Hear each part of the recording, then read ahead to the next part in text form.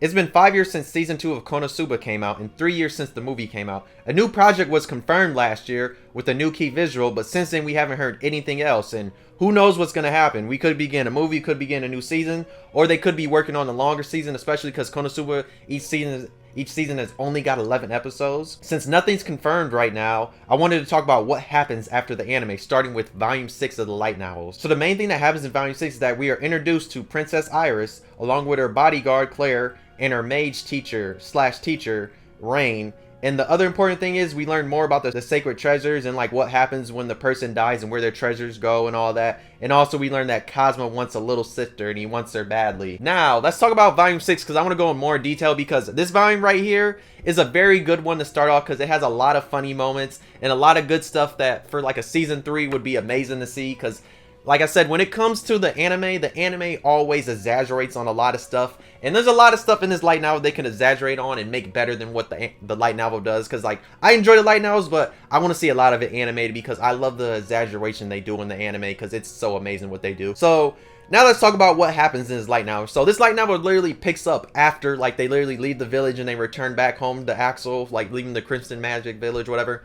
And as what's happening at the beginning is literally the whole group, they're playing a game that they literally picked up from there, like Aqua and Magnamine are. And like you hear Cosmo talking like, oh, I need a little sister. I want a little sister. And he even talks about Magnamine and her little sister's like relationship. He keeps talking about. Then he brings up the idea like, oh, isn't the princess younger than me? And she's been asking for our party to like meet them and all that. So he's bringing that up. Darkness does not want anything to do with it. Mainly because she knows that Aqua, Cosmo, Magnamine would literally embarrass her. And because you know Darkness is a noble and she doesn't want none of that, and she's pleading them like, yo, I'll do anything. And what happens is she ends up dressing up as a maid, and of course she wears a skirt that's too short, and she's gonna do all this stuff, but eventually this is gonna lead to them going to the capital and they're gonna meet the princess. And when they meet the princess, Darkness is literally like, yeah, I will handle everything, you guys are gonna act a fool. And then of course Aqua's going, you know what she's getting drinks, eating food, they're stuffing their face.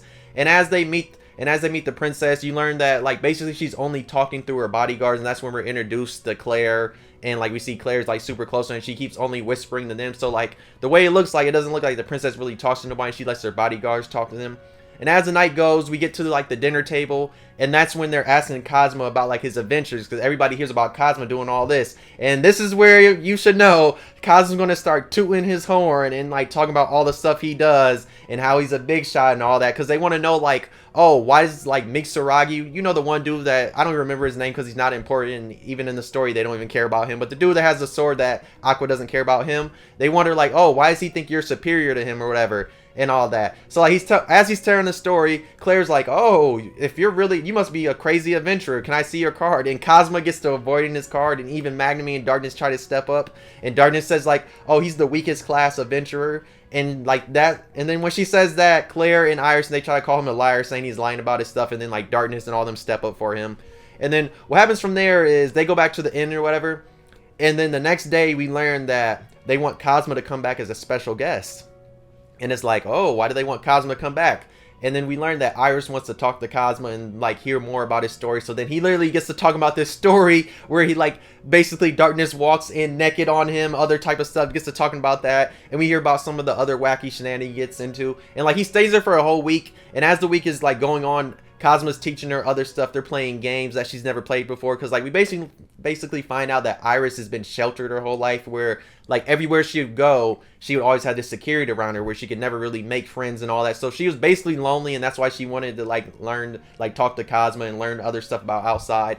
And also we learned that she calls Cosmo big brother, and of course this man is tooting his own horn and losing his mind. That's why I said there's a lot of stuff they could exaggerate on, because like you can see some of the stuff they do and like some of the stuff he does, and like even Claire and Rain and the way they look at him, and because they basically look at him as scum, those two do. And just know Cosmo's gonna have a crazy relationship with them as like the light novels go on, because stuff is gonna happen. That's all I'm gonna say. We'll talk about it in another video. But yeah, as that happens, we rush all the way to the dinner, because the week has basically been on, and like Aqua and Darkness are like, dog, you've been here for too long, you've overstayed your welcome. Just know he hasn't, because it's gonna be another light novel. Let's say he'll come back to the castle again, another light novel, I'll say that. So just quick little spoiler, but let's get back to the story. But yeah, they basically tell him like, yeah, your week is over, you need to go, type of shit. They say that.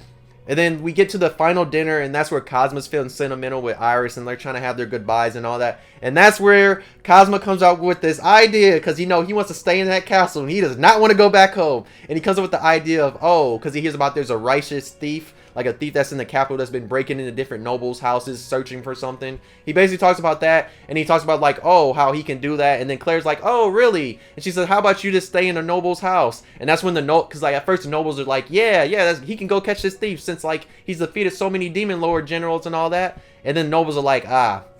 And that's when we get Alderp, whatever his name is, Alderp. He's the one lord that's from Axel. He has a castle. He has like a house in the capital or whatever. And like literally they go to his house, and that's the first person they stay at. And as they're staying there, when they first get there, just know this man gets to staring at darkness, because he wants darkness bad. And we know, and trust me, the next volume we'll talk about how bad he wants her. But yeah, Alderp, whatever.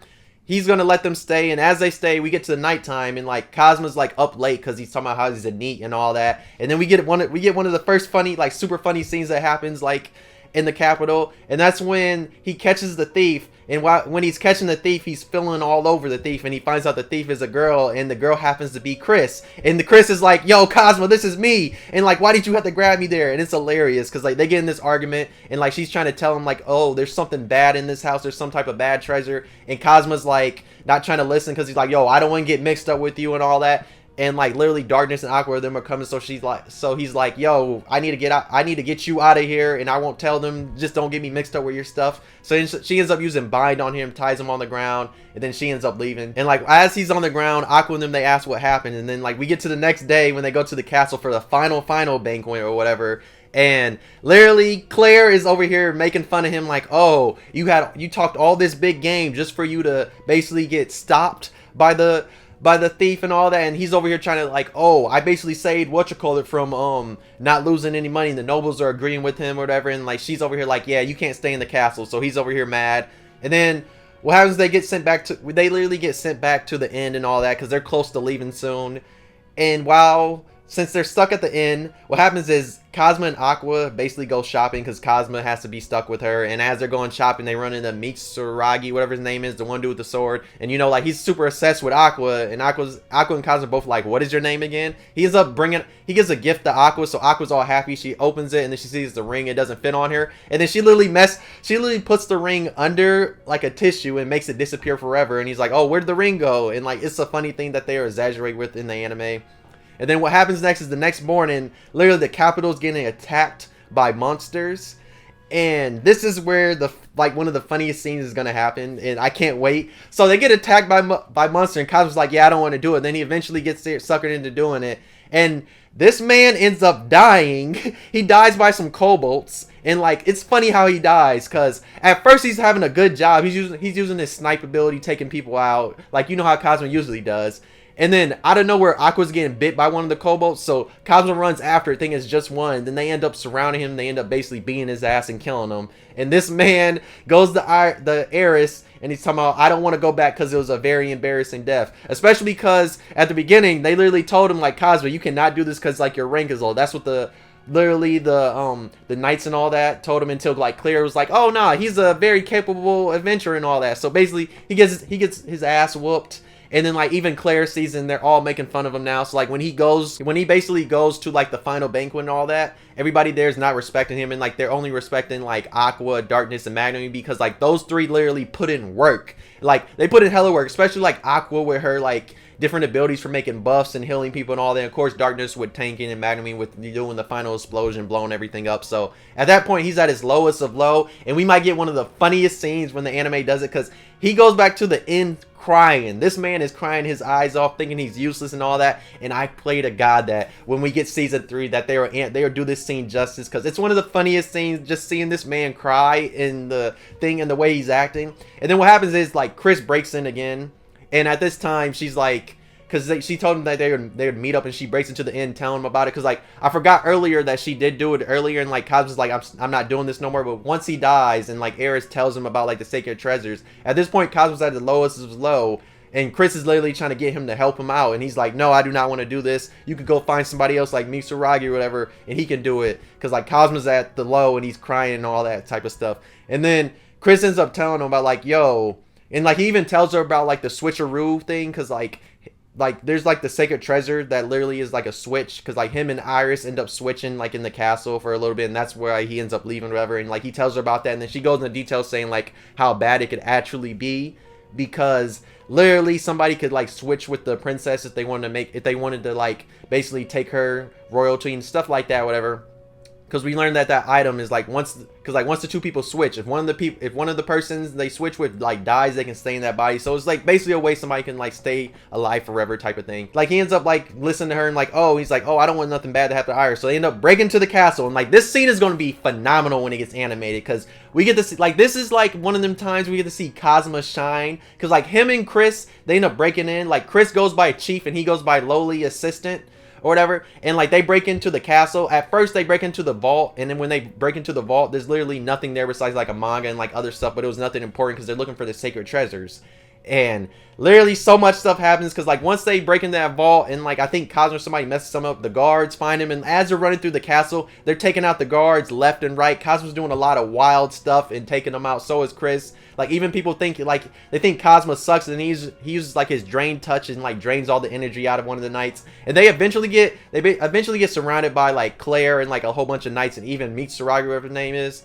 And like Cosmo does some savage stuff to him, bruh. Cosmo ends up using Create Water, basically gets this stuff stuck in Cuz's throat, and then uses Freeze, and basically he's about to suffocate him. And I was like, damn, like he takes him out down for the count, and they end up running. And then one of the funny things that's gonna be hilarious when they animate it is literally they break into like the princess's thing, they open the door, they see it's darkness, they close that bitch so fast, it's so funny.